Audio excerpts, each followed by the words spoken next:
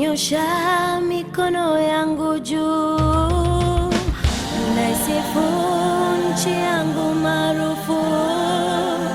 Nanyosha mikono yangu juu, naisifu nchi yangu maarufu. Hello, hello Tanzania. Hello, hello. Virginia, welcome at this Smart Partners Hub. Today is 2nd of November, and I wasn't very sure exactly how could we start the next 4 weeks, which are just before the Smart Partners get together, and of course the AGM. And this morning, by you coming to us and trying to talk about global context, collective action, in addition to the kind of national coherence in relation to that level, couldn't put us in a better shape and quite inspired actually, because to be very frank, Virginia, in the last 3 weeks we were dealing with, on one hand, the helplessness of the Smart Partnership CPTM framework in relation to the emerging crisis on Ebola, but also in relation to how can we get individuals who are kind of quite high professional in foreign offices to try to connect with their own other kind of government departments within countries, to get this smart partnership in a more beyond the country, less parochial. Yes. And of course, the way for so many years that we are doing it now, and you know, it's about 30 years next year. In fact, we are having an anniversary, an initial anniversary in 3-4 weeks' time for the 30 years of the group. And when since 1995, the Smart Partners, Commonwealth and beyond, they meet into these dialogues. That is when you get a feel for the value and the buzz and the ability of the capacity that people have as a collective. But then you're trying to maintain that enthusiasm, yeah? And I'm not saying it's not maintained, as for instance, in Namibia at the end of August, it was the greatest surprise of all of us to see the whole country pulling together from all angles around this using this smart partnership framework. Quite amazing. But then if that in itself could be maintained and also translated to the other countries and then up to the UN where you are. But Virginia, you're going we're going a very long way for about almost 25 weeks together. And you're a CPTM companion. You were in UK first. You were then in South Africa, at Safer Africa. You're in Geneva in the meantime. Now you're in New York. So, in very short, what could you think that is happening as the most important things, global, which is relevant for national? Because we were having, if we leave Ebola on a side, which you did mention that UN NIR is doing various things, and we are trying to do something with Professor Yanir and with lots of specialists from New England Complexity Institute, and trying to do something which is in relation to the efficiency of the systems, of the national systems. It's the same thing what you're talking about, but the UN. But the digital transformation, which people are aware of, or they talk in terms of ICT, is well beyond the ICT, be it cybercrime or cybersecurity, or be it literally open source implications of everything. It is a very big issue, very big, it's very positive, but transforms without even realizing it's transformed the whole interaction. and legitimacy and credibility of policies that are being trying to be put in place. It's a completely different game. So, No, Virginia. yes, I think Yeah. it's such big themes that you yeah, they are bring common to big bear. things. But let me put a little bit of order in my reply, and perhaps it's better to start from the top and then go down Yeah. rather than the other way around. I think if we start with the issue of cyber security, which is, as you know, I'm the director of the Office of Disarmament Affairs now at the United Nations in New York, and we're custodians and secretariat also to the to the group of governmental experts on cybersecurity, which has been meeting now for 3 years. And we also notice even within that group these changes in the environment, which open a lot of questions. Up to last year, let's say, that group of governmental experts is meeting from all regions, 20 strong, and it meets regularly twice a year for about a week at a time, and they come up with common positions and recommendations for a possibility or not of a policy at the UN being decided upon. But up to last year, the biggest discussion was about control. There was a big division in the group.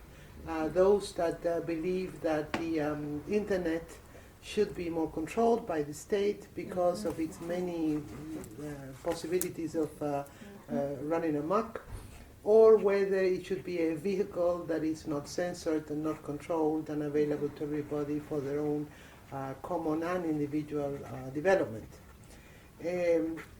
Quirk now, as we can see, has to do with this problem in the Middle East, where we're seeing this new phenomenon of foreign fighters going to fight in foreign wars, and that are called and recruited by or through the internet, as well as financed through the internet. This has led to a legally binding Security Council resolution not a month ago, where much more all the countries now are pledged to control much more this recruitment of foreign fighters through these type of sources. I fully expect that this new aspect is going to come and again weigh heavily on where is the limit. Should the state control? Should it not the cyberspace? We shall see what happens as the debates start. The meeting will start again in January, so we will see how that impacts that meeting. But that's just a small example of the fact that the globalization of IT, the promiscuity in which IT is being utilized, the many different forms that the use of IT takes can and do lead to both benign and negative effects. They can make borders disappear, so they could undermine, if you want, national identities, why not? And they can also generate, in effect, a minority voice that acquires a majority presence in decisions taken by governments.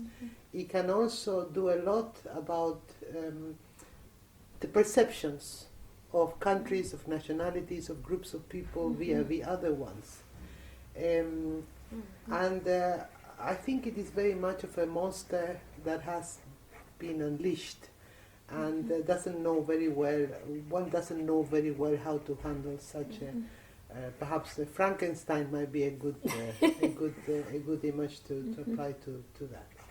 I think it is a pity because there is that whole line of work that has been using science and technology and the IT space for really massive, global, benign actions. If one talks about the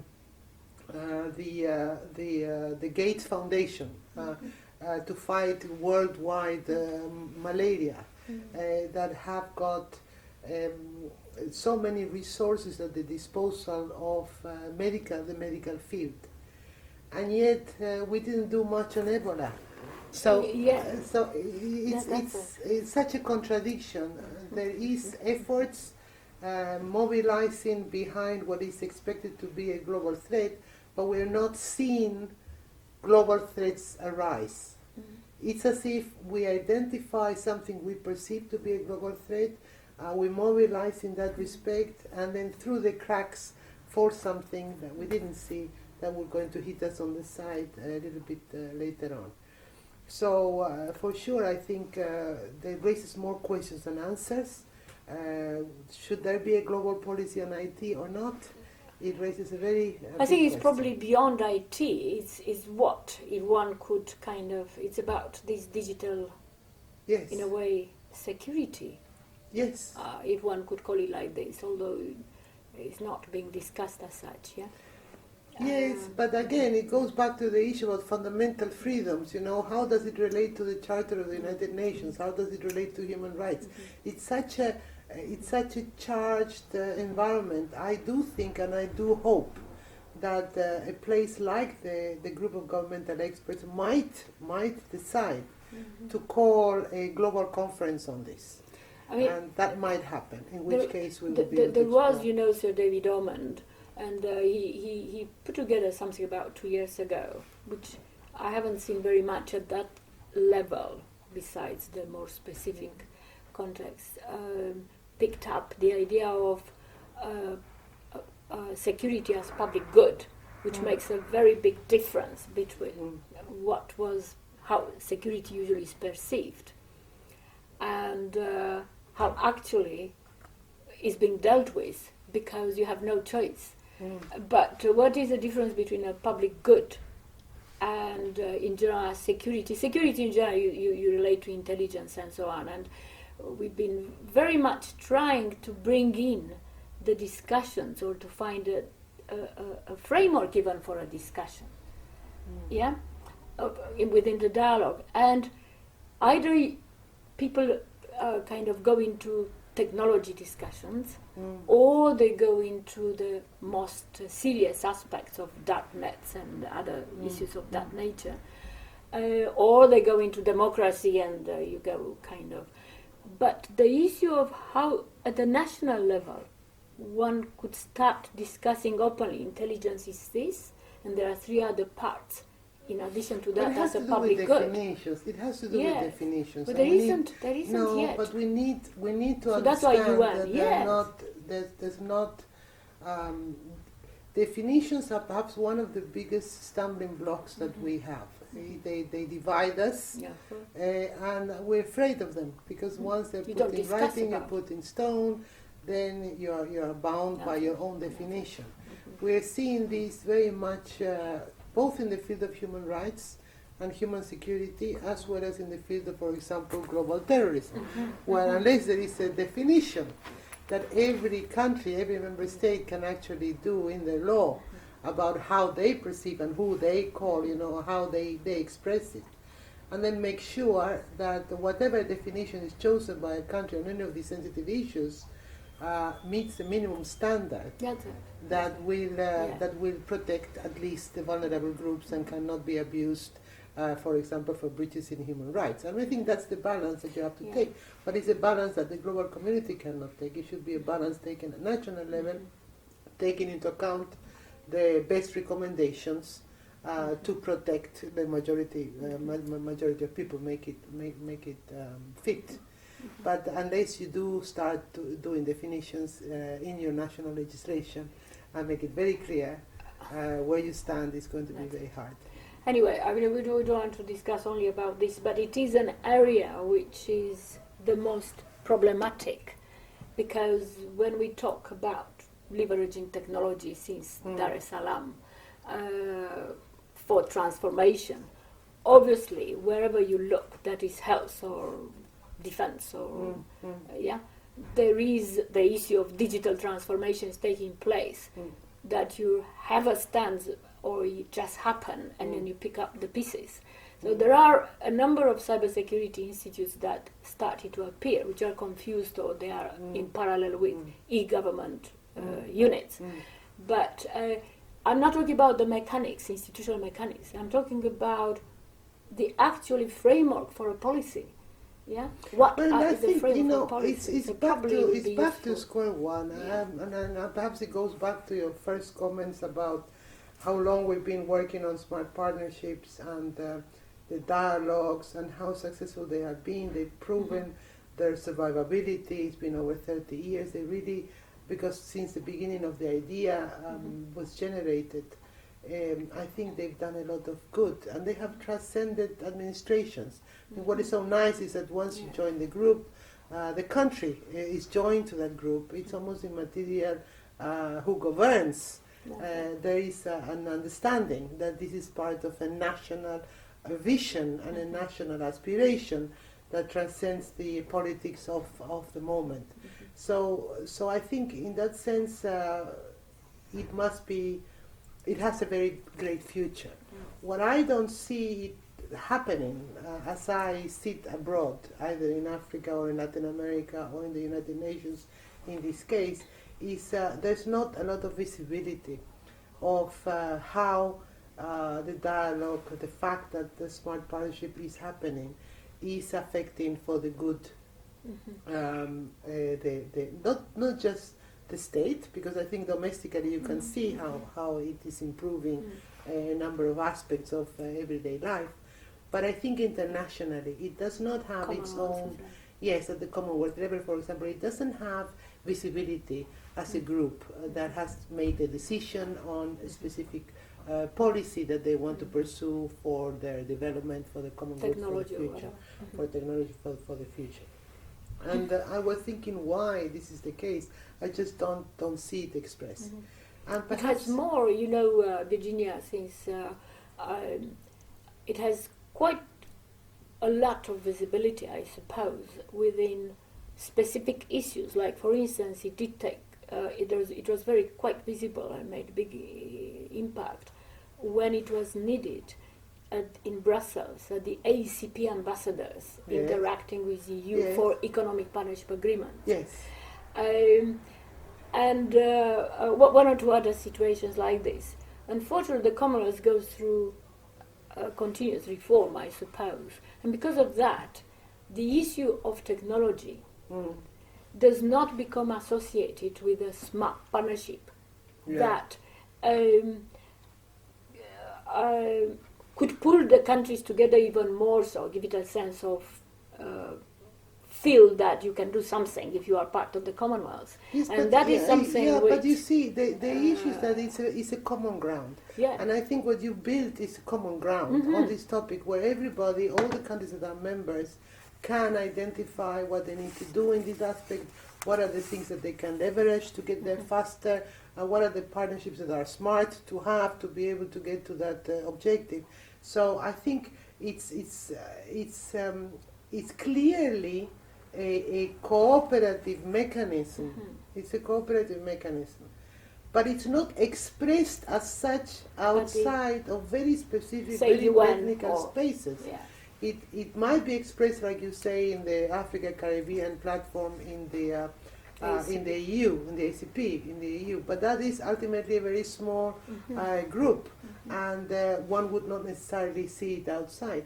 I think what we need is more coherence, where in each one of the countries that form the group that engages in smart partnership and dialogue and the Commonwealth, there's only one technology policy. This one thing. I mean, the government is pursuing one technology agenda, whether it's influenced or not in a benign way by the dialogue and by this partnership is almost immaterial. That one policy is by and through the smart partnership, it is in a way coherent with a minimum standard that emerges from the group. But when you take that to the generation of policy and to have the country's voice heard internationally, and I'm talking of the big global forums such as, let's say, the United Nations, and I would even say to regional platform fora like the Africa Union or the CARICOM in the case of the Caribbean, to give just or Asian in the case of Asia, you don't see Commonwealth. you don't see There the is Commonwealth, you don't see the common ground, and you don't see the common approach to technology management or cyber issues. You don't see it, and you should be able to see it because it's been extensively worked on Correct, domestically. correct. And whenever you have a technical group that is dedicated, then you do see it.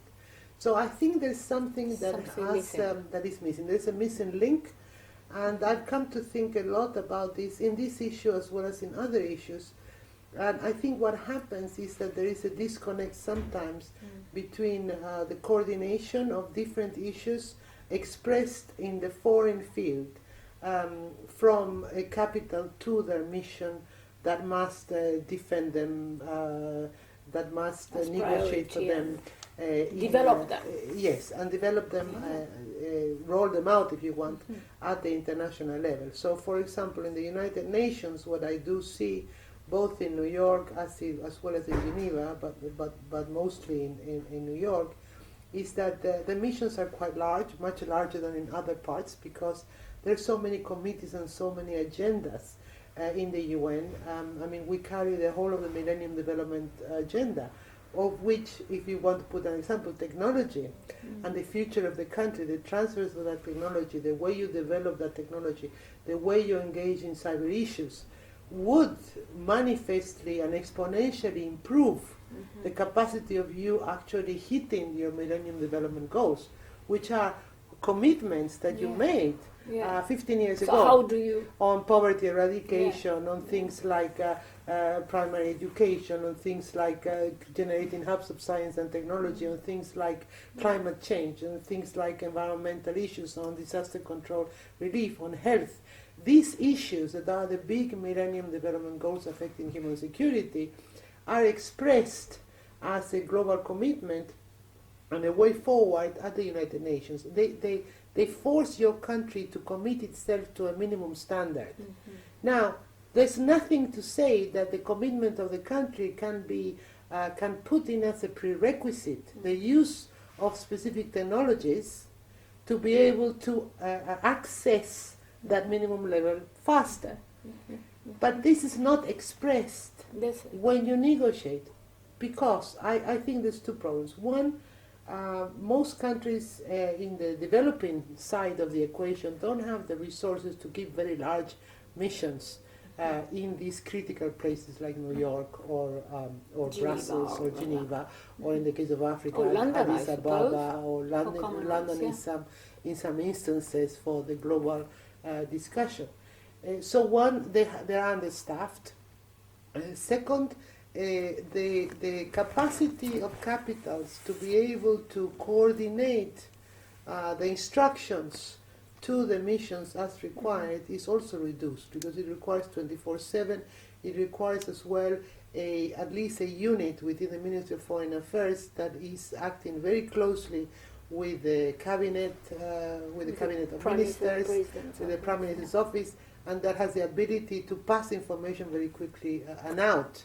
I would love to see, for example, the dialogue replicated in New York among the embassies of CPTM members in New York by the ambassadors themselves. They already meet, for example, as Africa Group or Latin American Group, but they don't really meet.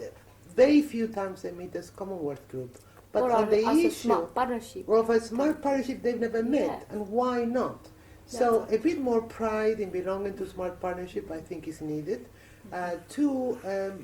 Trying to use the existing missions of the countries that conform the smart partnership in key hubs to discuss emerging issues in the international agenda. And I think on emerging issues, and with that I think we can sort of finish off, on emerging issues that we're seeing very much at the UN level, and that I'm watching also a little bit as observer of the international context, I think without a doubt we're seeing a big crisis in institutions. I think the issue about the need to rethink our institutions and institution building, I think it goes beyond the discussion of democracy. Yeah. It really has to do with the crisis in institutions, and we have to start thinking a little bit more about inclusiveness, about what we mean by institutions. Is it going to be anarchy and chaos, or is it going to be a framework for cooperative action in each one of our countries? And if you look through all the hotspots of conflict in the world, there seems to be an institutional crisis. It's not so much a democracy crisis, it's an institutional crisis. Yeah.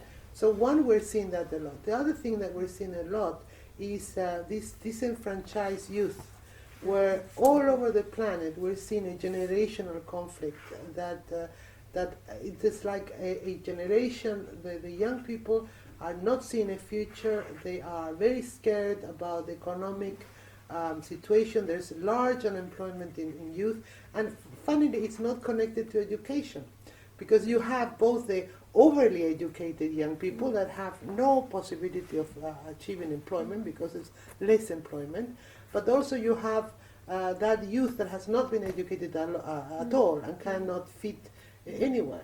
So I think there's a whole crisis there on the options. Perception of what means work. Yes. What is work? Because What there does is work mean? What does work mean? Completely new types of What jobs. does work mean? Yes, I always say I would New love to types see of the jobs. international UN conference on employment, because what do we mean But by not the employment? conventional framework. No. This is, There's too many people. Yeah. The type of work is less. We should identify that. I also think that there is a big tension between what people consider a standard of living. I think what we considered an adequate standard of living 50 years ago and what we consider it now, if you add that to the projection of the globalization on the imaging of people through movies, through the internet, through the aspirations of young people, it's totally unreal. 50 years ago, a family was very happy to consider having a 2-bedroom house with 1 bathroom inside the house and 1 car. This was the medium. This was the aspiration of the people. Today you offer that to a young person and they think they're doomed to fail the rest of their lives because it's too little according to their mindset of what is the adequate living standard. So I also think that this is something that is generation tension. But fundamentally, I think out of the institutional crisis that I think is emerging, that we have to rethink. There's also a generational crisis we have to rethink in view of the economic prospects of our youth and the ability they have to engage in that labor market that doesn't really exist. But aside from these ones, I think the other one that we're seeing is a renunciation of the known more for the unknown. And I'm here referring much more to the situation in the Middle East with this new phenomenon of a conflict across borders that doesn't identify with borders. It's not about nationalism, it's not about redemption of historic attributes. They're kind of borderless, leaderless. It is a leaderless, something happens. yes. And the massive amount of, for example, foreign fighters that are young people from all over the world, different cultures, people educated differently, people with economic means clearly, who are going off and fight wars in somebody else's lands with the idea almost of chaos, of going against the world order. So there has to be much more engagement of society in general to discuss these things out in the open without the fear of discussing. Actually, this partnership dialogue, that's how we started. There was the idea of discussing about things which otherwise you can't discuss about. Yes.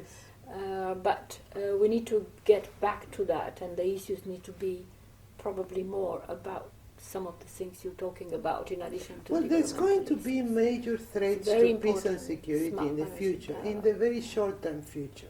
I think we have to deal with things like climate change. We have to deal with issues like adapting and mitigating what is coming our way. We have to deal with global warming. We have to deal with disaster relief. But this will no longer be a disaster. It's going to be the medium. We need to start preventing the situations from being unmanageable. So I think it's not so much about stopping something from happening, but doing it, preparing yourself, your country, your region, as a group, preparing to be able to adapt existing resources to whatever emerges next. That means that you have to go interdisciplinary, it's got to be multifunction, and you've got to start thinking about task forces. You see, Ebola is a good no, example. but this is the reason why we got involved into it, because we, as usual, we were trying to attract the attention of some of the best people on systems analysis, systems and complexity. And Professor Yanir from New England, while we were discussing about that over the phone, he said, yes, but are you all doing anything on Ebola? Now the question was not that we shouldn't, but what can you do? Because the institutional frameworks that exist with which we work, we do know they have to be made to work. But on ordinary issues, never mind on Ebola. Yeah, but this is something that is... and we did discuss with President Museveni actually that. But in the case of Ebola, again, the UN, for example, has got an emergency mechanism response, right? And therefore we immediately put together UNMEER, and immediately there was a task force created across the different agencies, put together, given this commitment to work, started liaising. So I'm not saying that cannot happen in an emergency. The big question there is, if you think about the 3 countries most affected by this Ebola crisis, I think it is shameful, frankly, that these are countries, 2 of which are countries emerging from conflict in Africa, that for the last 15 years have been recipients of large sums of resources and assistance through the United Nations Peacebuilding Commission. And I keep thinking why the money on the assistance that the international community gave for post-conflict reconstruction in those 2 countries did not prioritize the generation of clinics and doctors, did not prioritize it. So for me, I worked, as you know, with the African Union post-conflict reconstruction and development policy. And I recall that policy was nearly perfect. I mean, I really think it's a very good guideline on post-conflict reconstruction. But then I keep saying why the application of this AU policy, as well as the application of the UN Peacebuilding Commission assistance to 2 of the 3 countries, did not foresee that beefing up the health infrastructure of the country was a priority. Was a priority in post-conflict reconstruction. So my thinking today is, it is our fault. When I say our, it's our individual fault, because we, as member states, we as regional groupings, do not prioritize the right things that can assist us in preventing, or at least control or containing, these types of things happening in the future. Which otherwise affect security and all the rest of it. So where do we usually put our first, the first instances? It's very interesting. It's usually put around emergency socioeconomic development, emergency provision of housing and food and water for the people, internally displaced people, and which are not really effectively brought back to the community, because usually communities emerge around refugee camps and around internally displaced people, because you fall short of being able to reinsert them backward wherever they came from. So you put, it's always the first actions are emergency actions. For the first year or 2 years, you have demobilization of ex-combatants, giving them a job, doing the reskilling, educating.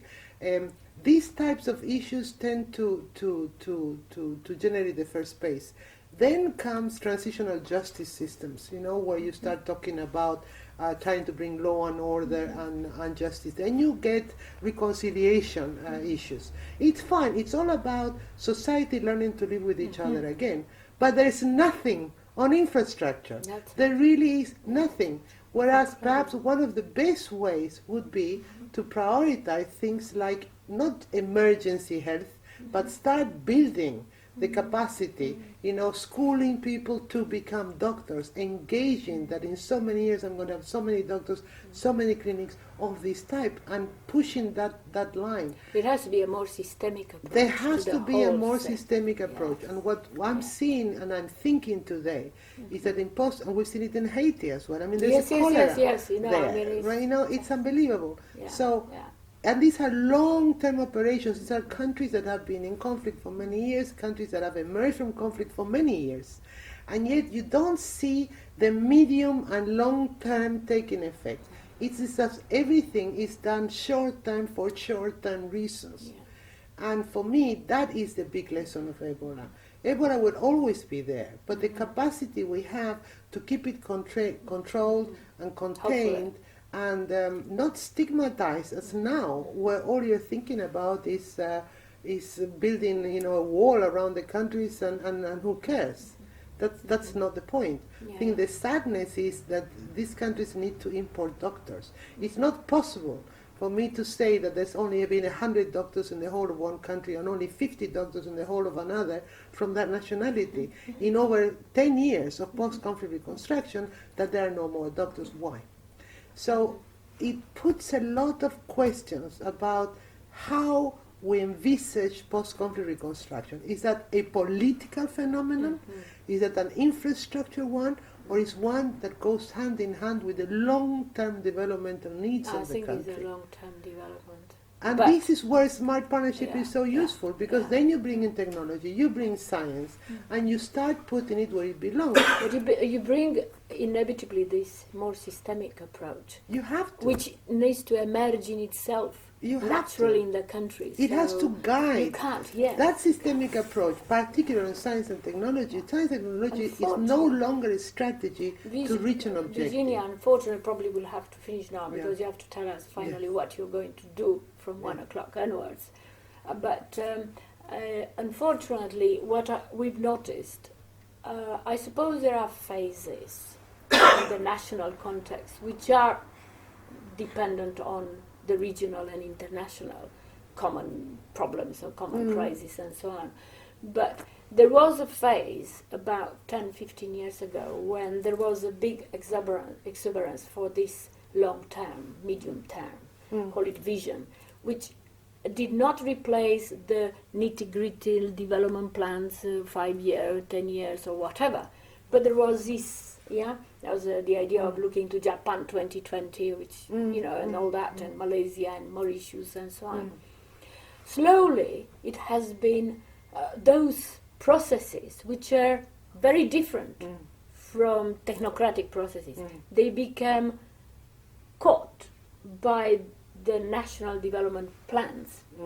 And they become bureaucratized. There are technocrats who are running visions. You can't run visions in the same mode. Yeah, because then you don't have a fit for long term. I just think it has to do with the performance evaluation. It should be. It's a special. There isn't actually. We were discussing this morning. Actually, you remember Botswana 2016, and actually Umpo Makema said hello to you. I said you're coming today because the Vision 2016. She's coming here at the end, probably with her colleague too, Charity. But they have this problem that is one of the most successful processes that hopefully they will be there until almost 2016, and then the new vision will emerge. It's already emerging because people have been engaged. Almost perfect. Not quite, but almost perfect, so many years. But the thing is that they have this problem, that the technocracy is providing perfection kind of structures for what might be after 2016, which you cannot do for all sorts many reasons. You have to be adaptable to create. Exactly. So Anyway, I think on this note, probably, which is optimistic, Yeah. as different from so many True. things that, Virginia, what are you going to deal with this week? So today is Monday, so I'm just on in mission. big I'm picture. on mission here. From my job, I have to represent the Undersecretary General for Disarmament on the Interparliamentarian Union meeting to talk about the implementation of the Arms Trade Treaty, which is coming into force in December this year, on conventional weapons transfers.